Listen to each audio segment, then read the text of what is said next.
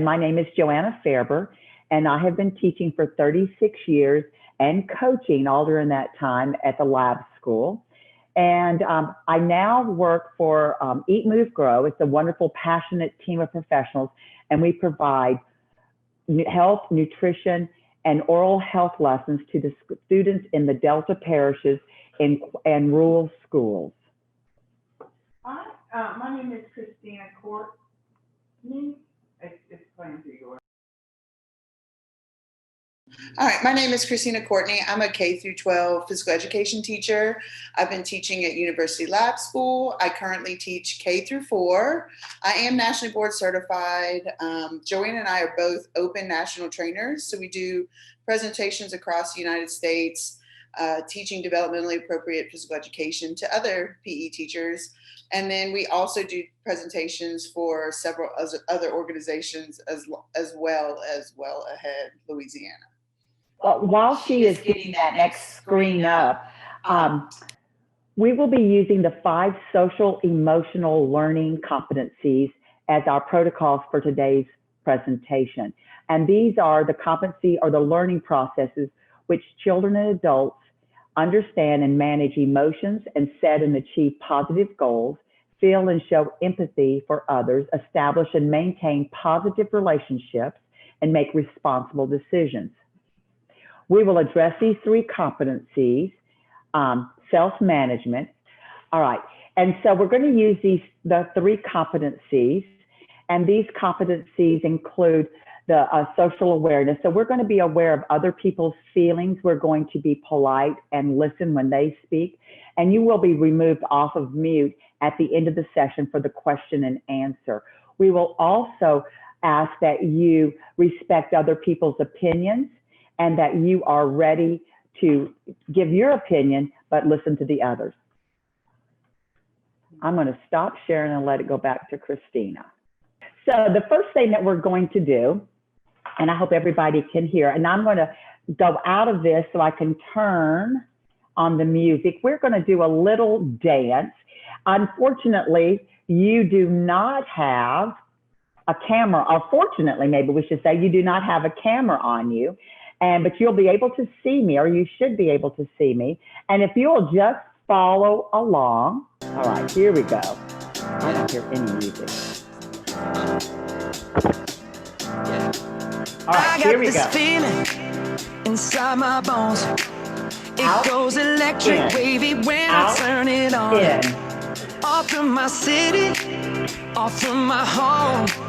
We're flying up no ceiling when we in our zone. I got that sunshine in my pocket, that good soul in my feet, that hot blood in my body when it drops. Other hand, I can't take my eyes off of it, moving so phenomenally. And now we're going more like the way we rock it, so don't stop. And under the lights when everything goes, getting enough hands here. Nowhere to hide when we're getting too close. When we move, well, you already know. So just now let's get ready. Up, 2, 3, 4, and 1, 2, 3, 4. Good creeping up on you, so just dance, dance, dance. Come on, all those things I shouldn't do, but you dance, dance, dance. And ain't nobody leaving soon, so keep dancing. I can't stop the feeling. All right, let's give it a break. And we just wanted to get you moving and ready to focus on the message that we have today about increasing physical activity in the school and in the classroom. All right, so during this session, what we really want to do is we want you understanding the benefits of physical activity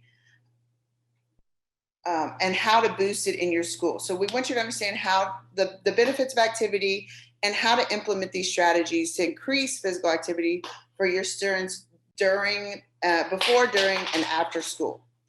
We want you to understand the roles that you as teachers play in supporting physical activity for your students. And we're going to give you loads of resources throughout the presentation. Most of the pictures that we have on the presentation are actually hyperlinked to free resources that Joanna and I, that the CDC all have for teachers throughout the time that you can use just to increase daily physical activity for your students. So before we go to the next slide, I'd like for you to write down this number on a blank piece of paper. Just write it down even on your hand if you need to. 136939. That's 136939. Now, here's what we're going to do. We're going to add, Christina in just a second is going to go to the next slide. When she goes to the next slide, you will need to click or select the chat room. In the chat room, we have set up a hyperlink to Menti, MENTI.com.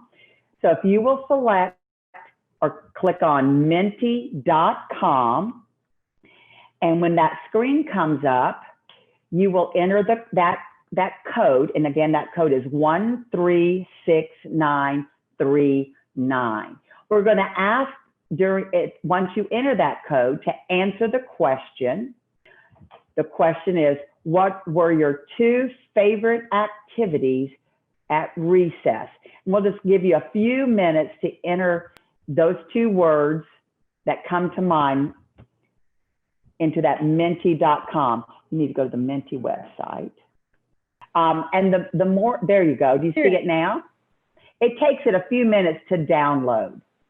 But these words, these are the words that all of us are seeing and experiencing and reliving. There's about a little over 100 people on here.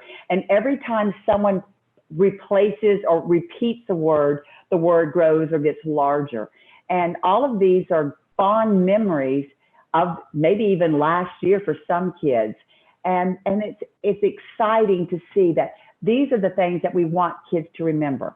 So as you're doing this, like I said, it demonstrates what kind of memories we want to have for kids. One of our goals for today's webinar is to provide a few tools and strategies for you to begin to get students moving at school and change the climate of inactivity to a school of activity.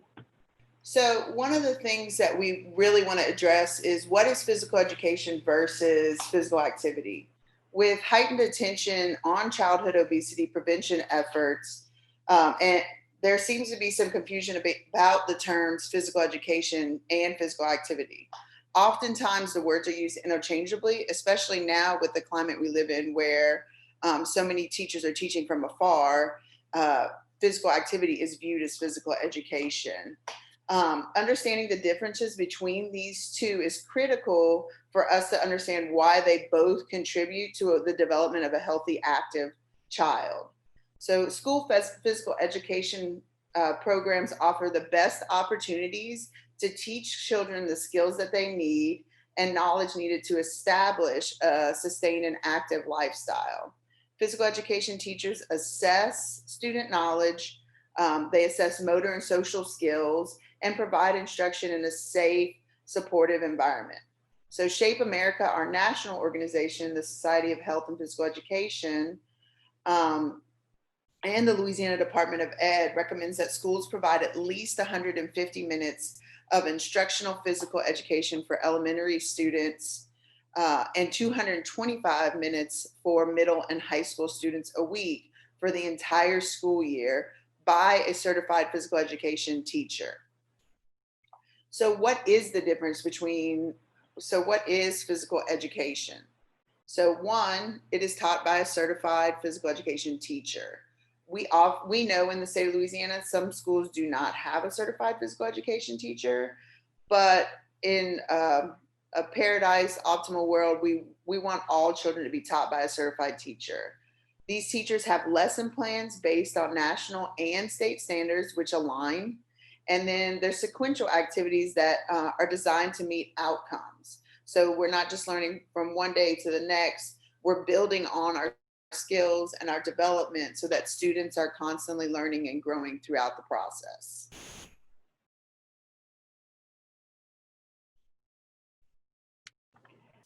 So this slide is showing you the 3 things of physical activity, not physical education, but physical activity. Physical activity many times is referred to as recess in a school setting. But the difference is physical activity is led or supervised by an adult, not necessarily trained as a physical education teacher. It could be an adult. In some schools, they even use parent volunteers. It can be structured or unstructured activity, such as some kids may choose to just walk and talk while others look for the climbers and the activities to play on. As long as it's movement, any kind of movement, it counts as physical activity. You're looking now at a slide of the CSPAP. The schools play the vital role in ensuring children and adolescents get nationally recommended 60 minutes, like Christina was just talking about. Through the whole child, whole community, whole school model, and I did them backwards, whole school, whole community, whole child model, schools can provide many opportunities for students to be physically active. The WISC model includes physical education and physical activity in the whole framework in CSPAP. It organizes these activities and planning for the whole school community. CSPAP is a multi-component approach for students in order for them to meet the nationally recommended 60 minutes of physical activity each day. And again, physical education teachers know that that is not all at one time, but it's spread out over the course of the school day or the course of the day. CSPAP reflects strong coordination and synergy across all the components. Physical education as the foundation, because that's your skills, physical activity before, during, and after school, staff involvement, and family and community engagement. Physical activity is bodily movement of any type and may include recreational, fitness, and sport activities such as jumping rope, playing soccer, lifting weights, as well as daily activities such as walking to the store, taking the stairs, or raking the leaves. Health benefits to those received during physical education classes are possible through physical activity bouts when the participant is active at an intensity that increases heart rate and produces heavier than normal breathing.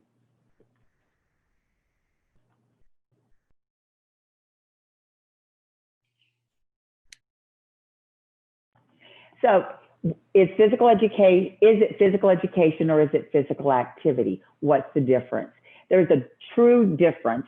Physical education is academic and it is skill-based, where physical activity includes both. Kids need both. They need the opportunity to learn how to play the game, learn those fundamental skills, practice those activities in a non-competitive or recess-oriented environment so they're both successful and they both get the opportunities to learn.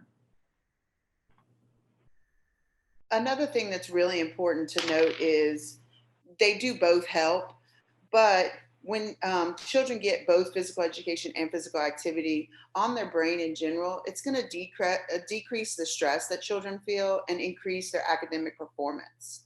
We're going to talk about it a little bit later, but one of the things teachers always come to me is, if I do these activities during class time, is it going to change the way my students behave? Aren't they going to be amped up and riled up? And is it going to be harder for me?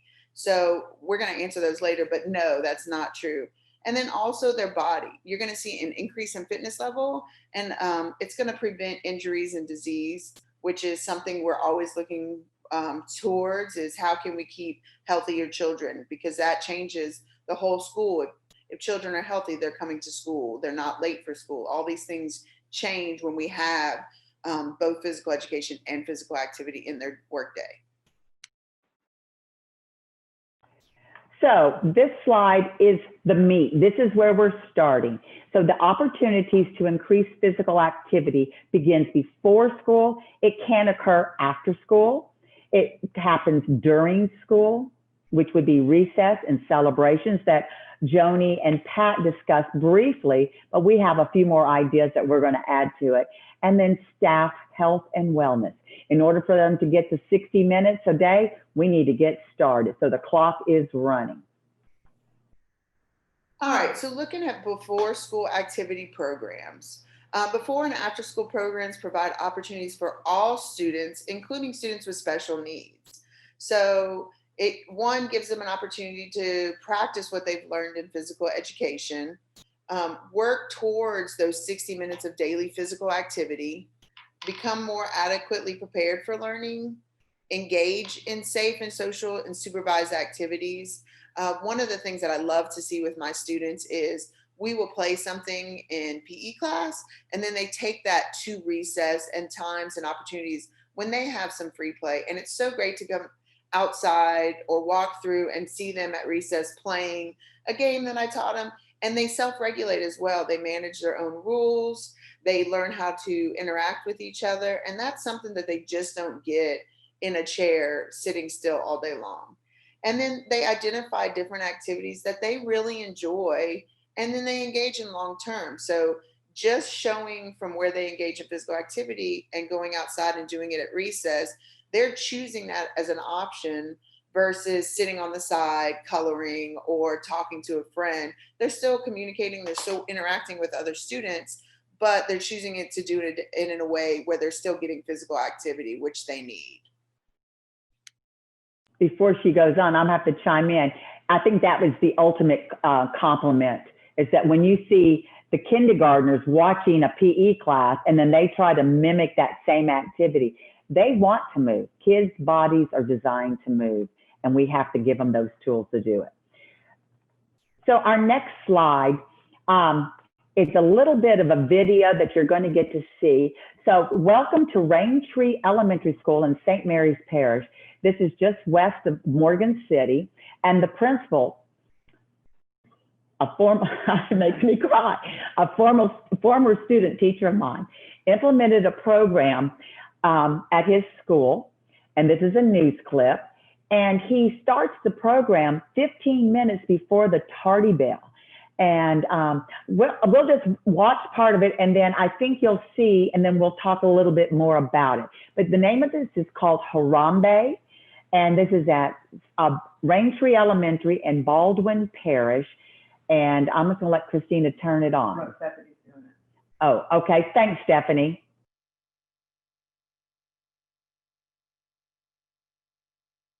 St. Mary Parish has a unique way to start their morning, and I was there for the show. How do you get your morning started? At Raintree Elementary School, it starts with the Pledge of Allegiance.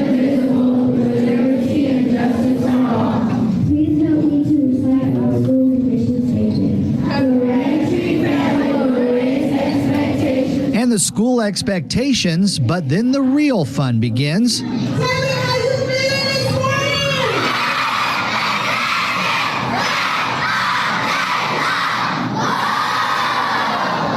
Harambe. Harambe is a Swahili term for coming together. Okay. So the idea was to try to bring everybody together in the morning. That way they see me, the principal, and it just starts the day off right and just builds that culture of family.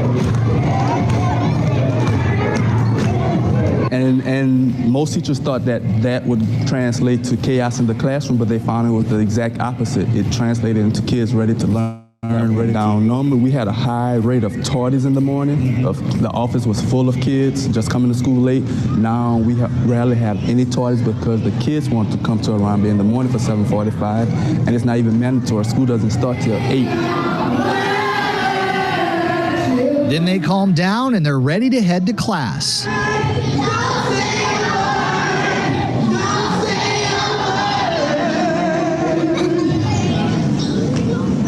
Yeah, Miss Green there, she gets them all calmed down there. Got such a neat message from Mrs. Green's husband on Facebook.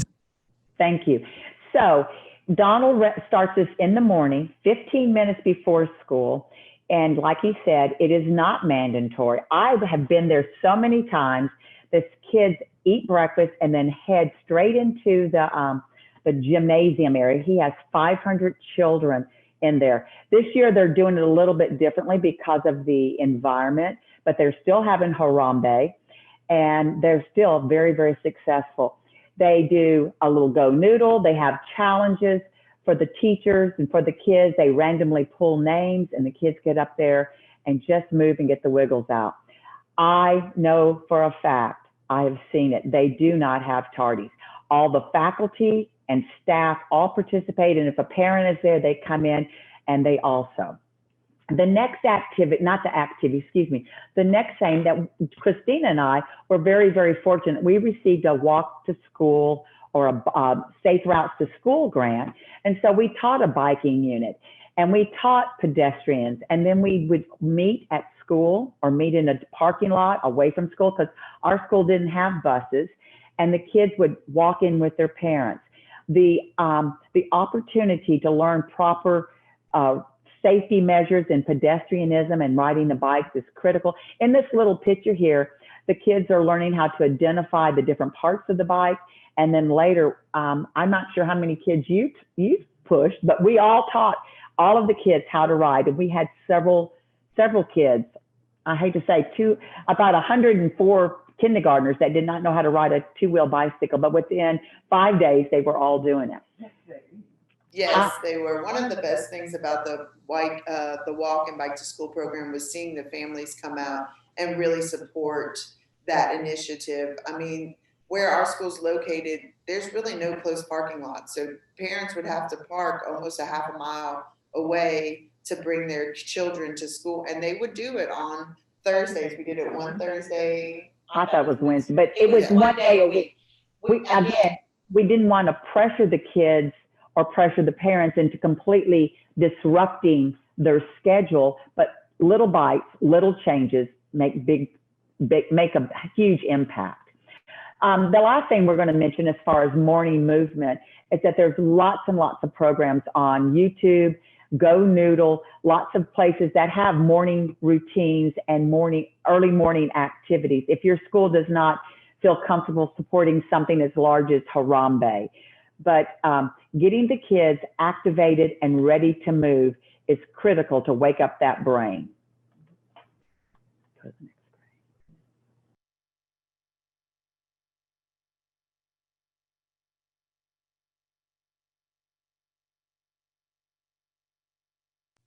Sorry. We want to talk a little bit about the benefits of classroom activity and why it's so important for students to have activity, not just in the physical education classroom. So first off, we really want to highlight that it improves concentration and on-task behavior. Many times people think that time away from academic instruction is going to detract from student learning, but we found that to not be true. Rather, classroom physical activity enhances the effectiveness of instructional minutes to meet classroom and school academic goals. So physical activity can boost students' cognitive performance. And we've all seen the research, how physical activity, students who are more physically active tend to do better in test taking, tend to do better and stay physically active longer. So it increases their ability to learn, their enjoyment while learning, and improves their overall health. So you're reducing the disruptive behavior, improving motivation, engagement, and improving those academic performance standards. And also, we increase that moderate to vigorous physical activity level, and increasing the overall health of the entire class, not just the students. And it's real obvious. I'm sure most of y'all have seen this little brain model before, and please use it. Feel free to use it. It's easy to find when you Google it, but it really does speak volumes about what kind of child or what kind of brain you want in the classroom. I can also tell you that Donald Sanders and Raintree will be more than happy to share their academic successes after introducing Harambe at their school. They're great. They went from, I think it was, and I apologize, I think it was a D school to a B school over a course of about 18 months. So it's obvious, like I said, which brain the classroom teacher wants in their classroom when they begin learning to read and write and do math. But the benefits include that concentration, that ability to stay on task, reducing that fidgeting and disruptive behavior, and increasing those amounts of physical activity.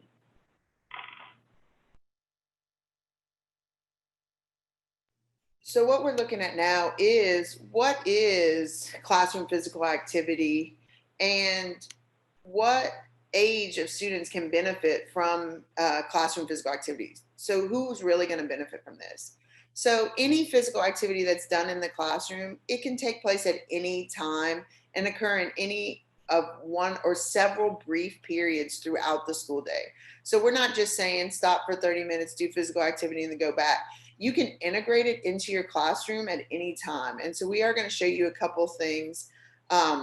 It provides break from instructions. Everyone, as an adult, we all know sometimes we just need a brain break. We've been working hard. We've been staring at a computer. We've been reading a book.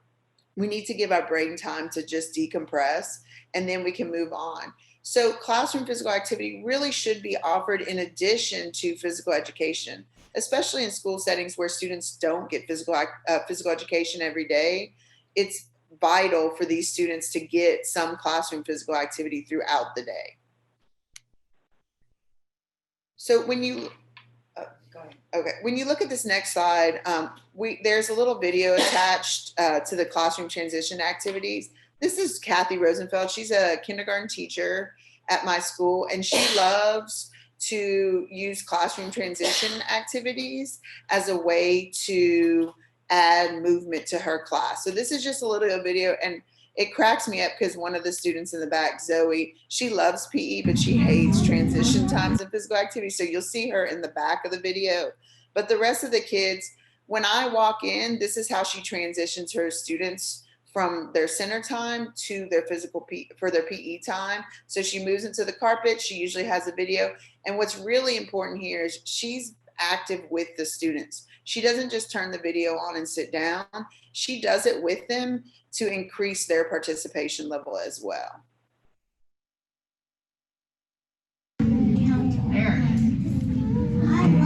Everybody up.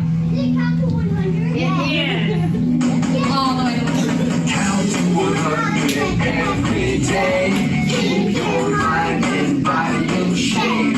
Let's get fit, have some fun. Count to 100 by one. So get ready to exercise and count. Stretch your arms. 1, 2, 3, 4, 5, 6, 7, 8, 9, 10. Stretch your legs. 11, 12, 13, 14, 15, 16, 17, 18, 19, 20. Pump each arm up.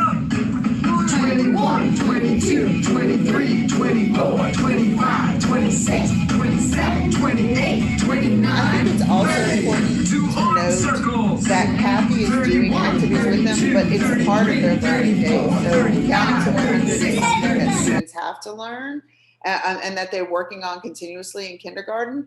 And so she's integrating their classroom work into their activity as well, which really helps them learn. It's so funny because we start singing the song when we're walking outside, and we'll start doing the movements as well. I've heard it for 15 years now, it feels like. But another one that I want to highlight, and I know Joanna said it just a minute ago, when you go to the movement breaks, back to the PowerPoint, on the little kangaroo, one of my favorite activities, Go Noodle has them, is called Cuckoo Kangaroo.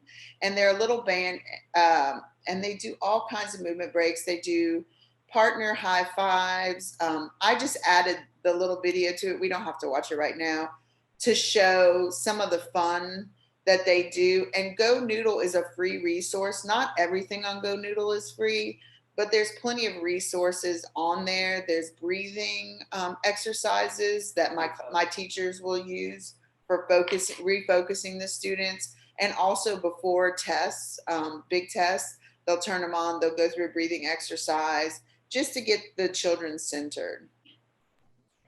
So movement breaks interrupt negative behaviors or negative patterns. And we've all been in a class or been someplace where we need to go, take a breath, get away from the situation.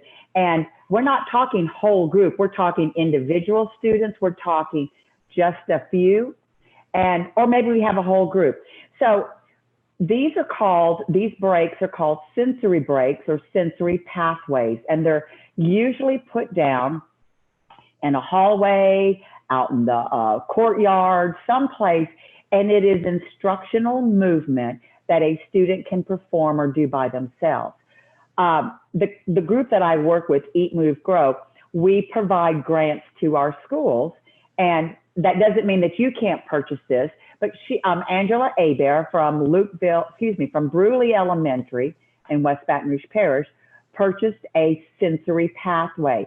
And if you could click on that first foot for me, Stephanie, and we'll go and see. This is just the other day at Bruley Elementary. You may have to do that. Nope, there she's got it. Thank you, Stephanie.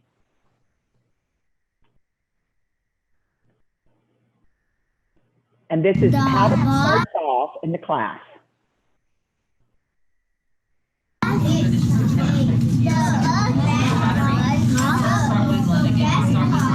And I'm going to try and talk over it. Keep it going, Stephanie. Look how anxious the kids are starting to get. This was not a staged video. The little boy doesn't know what to do with his jacket. I see a lot of us have a bunch of wiggles. Y'all got a bunch of wiggles today? How about we take a break and go do our wiggle path in the hallway to get some of our wiggles out? Would y'all like that? Yeah. All right, one, stand up. Two.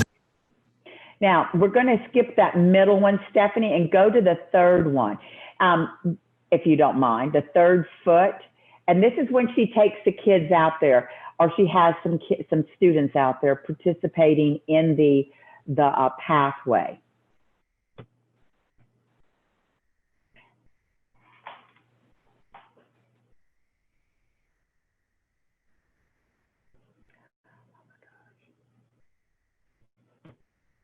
Oh, is it going to download?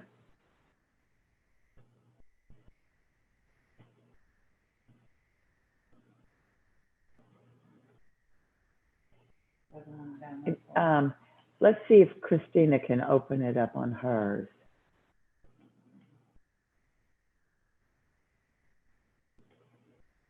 There it is. Hang on, Stephanie. Christina has it. Okay, I'm going to stop sharing my screen. Okay.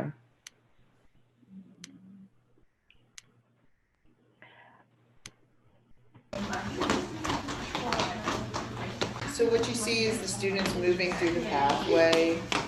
They're walking on a balance beam, they're jumping from logs, there's a small hopscotch pattern. All these things really just get the kids concentrating, but moving it away from just reading and sitting still to letting them get some of that energy out that they were using in the classroom. Typically, a student can just walk through this. They can self-dismiss. They can say, I need to go take a break. And as a classroom teacher develops that trust with the students, they're able to perform these on their own. They know how to do it and why they're doing it. It helps them to refocus, and it stimulates all of these parts of the brain. You can go ahead and put the PowerPoint back up.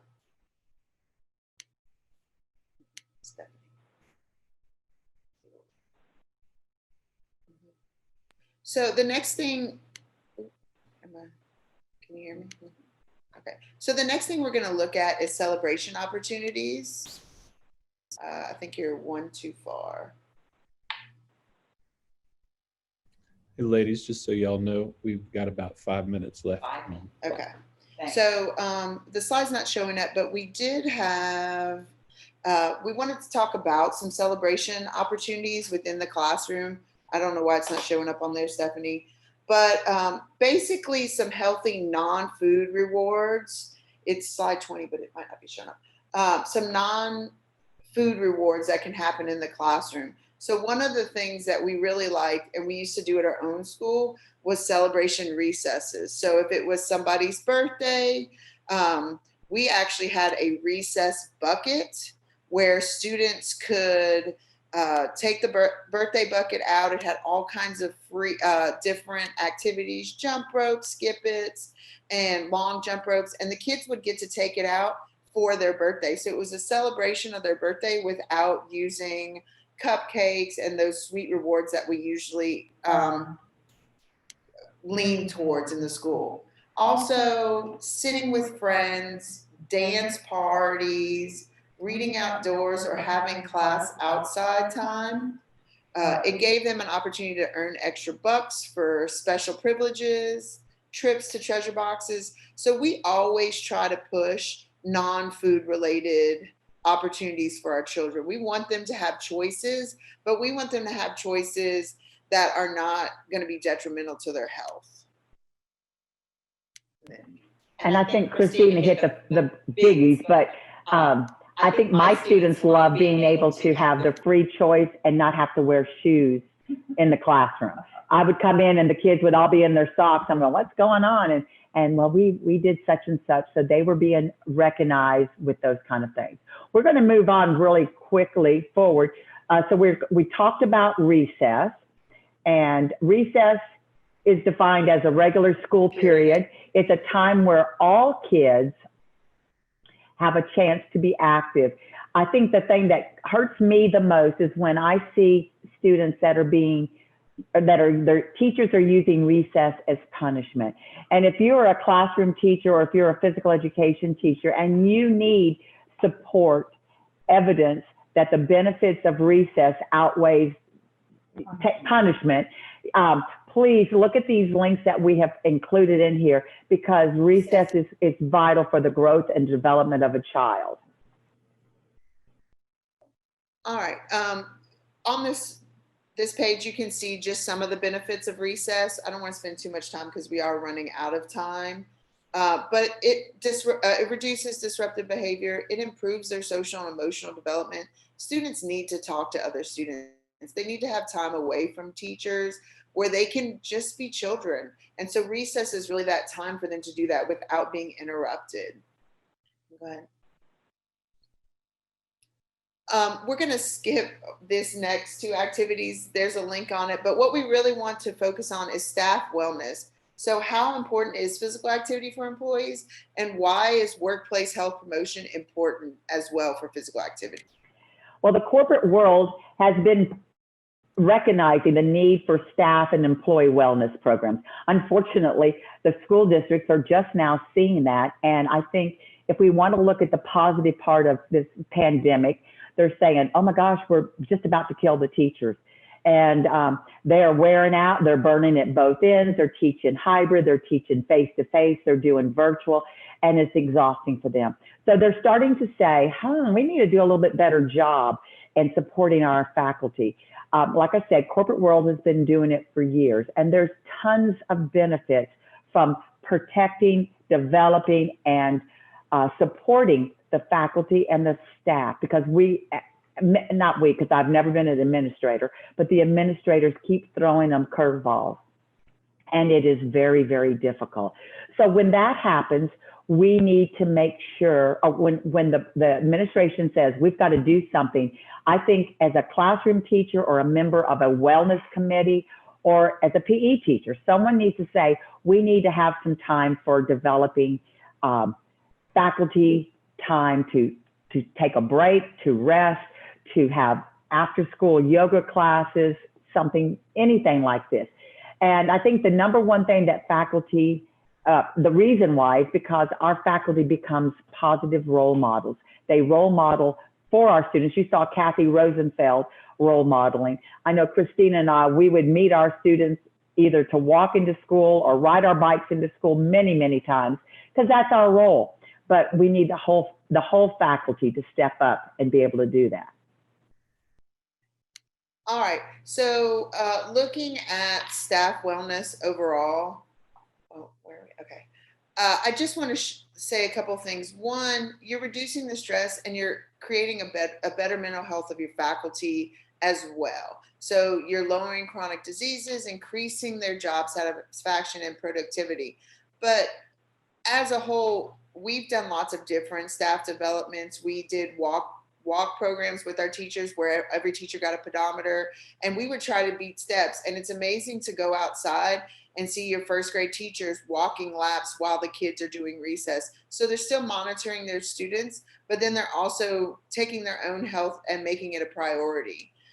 So it increased our connectiveness as teachers as well, because when we're all working towards a common goal, we were all working staying fit, getting those steps in. And it's so funny to see teachers try to be PE teachers on step counts, because Joanna and I would get 25,000 plus a day, and teachers like, I got 15,000. Am I close? And yes, you're so close to us. You're doing amazing.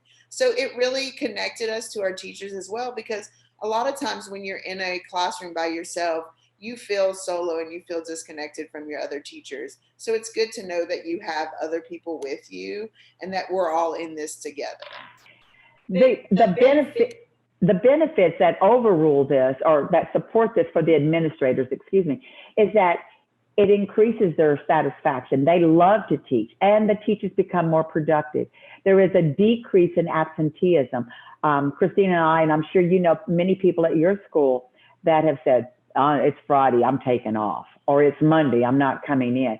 But when the teachers know that they're going to be respected and their time is important to the administrators and their health is important, they're not inclined to be absent, or they're not even the employee turnover. Right now, I know in a lot of the schools I'm dealing with, I have 10 to 15 schools that have no teachers teaching PE. They need teachers in the classroom. They need teachers in physical education. So all of it has a major impact on the environment, the community, the school community. It also reduces the cost of substitutes, and insurance goes down. In the corporate world, the insurance pays for them to go and work out for fitness. It pays them to have a healthy outlook on life. It pays to be healthy. So on this next slide, I just want to point out on the staff wellness opportunities, both of those pictures are linked to the physical activity guidelines for Americans to get faculty up and active. There's lots of different ideas in the two pamphlets. So just click on one of those two pictures and you can see all the different resources. So the top 10 worksite employee wellness programs were on-site fitness centers, smoking. And I'm going to stop you. On the on-site fitness center, 3 years ago, 3 schools in Louisiana received a $100,000 grant for the fitness centers. Yes, one of them was in Valverta, one was in Harahan, and one was in Baton Rouge. And the rules on the fitness center was for children. It was at an elementary school, but the rules or the requirements is that you had to have the fitness center opened in the morning and in the afternoon for community and faculty and staff. And it's very simple. If you're at a high school, they can have a designated time for faculty and staff to use the fitness center. So one of the other top 10 was yoga classes, but lunch and healthy snacks. It's so important for our students to see that we're eating the things that we're telling them are important. So there are times that I want a Coke in the middle of the day, just like anybody, or I want my cup of coffee, but I always make that choice when I know students are going to see me, and it helps keep me accountable as well. So when I walk into a class, I'm finishing, well, not right now because of COVID, but I'm usually finishing an apple before or right after lunch, which is when I go into kindergarten. And so, Coach Courtney, you eat apples? I love apples. That's my favorite snack. So I'm showing them that it's important to me not to just say, you should eat healthy and then eat a bowl of ice cream as I walk into class, because that's not sending the right message to children. A lot of the schools have been able to secure a school nurse to come in and provide flu shots to the teachers, provide mammograms for the teachers. They have blood drives. All of these programs are offered to the teachers free. And again, the benefits from having this outweigh everything else. One of the things we have listed on there is naps. And I think that's funny, but I was fortunate to get to teach in China. I have to tell you this. And I left to go to lunch, and I walked back in, and everybody where I was working, everybody had their head down on the desk. And these were not teachers, students. These were adults. And they were all taking a nap. I said, y'all are going to get in trouble for sleeping on the job. I had no idea. And someone said, shh, we all take a nap for 15 minutes. So as silly as it may say, we know that sleep is important to the development of children, but it's also important for the development and sanity of teachers. Thank you both for that awesome presentation. We really appreciate you joining us today.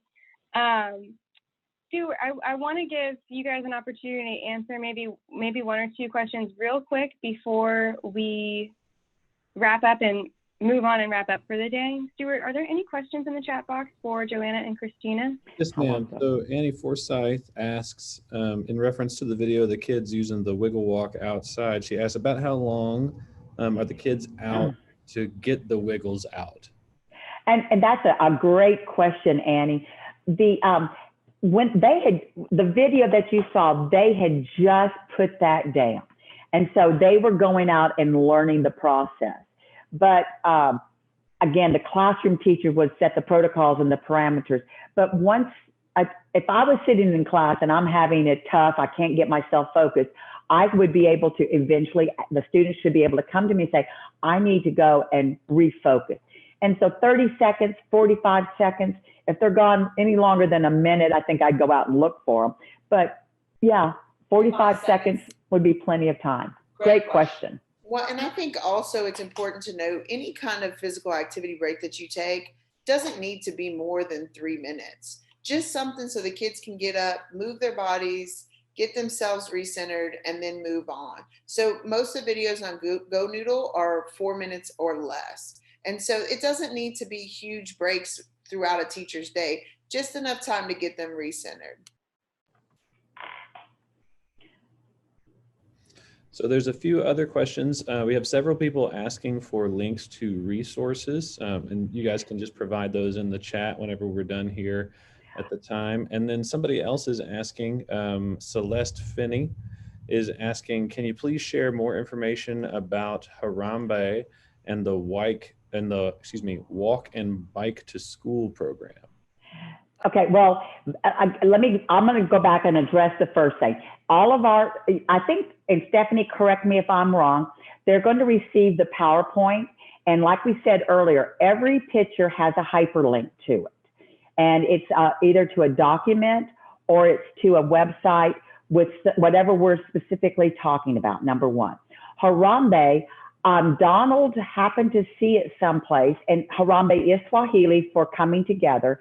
And he came up with it. A friend of ours, Meg Greiner in Washington, does something very similar called Teen Time. And then, but the Safe Routes to School, and that we've included that link, that is a huge grant. I think ours was close to $100,000. We had a hard time spending all the money. We have lots of bikes. We have lots of bikes. And I was amazed at the number of children that needed to learn how to ride. But all of that has grants available. But all the resources, I know I sent a pretty extensive list of resources to Stephanie. And I think our next slide, if Christina goes to our next slide, or Emily, our email is there. Our Twitter information is there. We are more than happy to share and send you anything that we have. We love giving opportunities to teachers because we know that down the line, it's going to impact our community that we live in, bringing a healthier group of students. Last screen.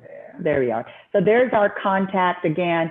We truly appreciate the opportunity to share with all of y'all. We apologize for our scary technology, but if you want to come and play, we're all about play and having a good time. But the teachers, you are the role models to the students. I've been stopped many times. Where's your helmet, Miss Fairber? Or, I don't want hat hair. But there's so many things that are available out there for teachers. We just want to improve the life of our children and our staff that we work with. And thank you so much for asking us, Stephanie, and thank you for being a great audience. Thank you, guys.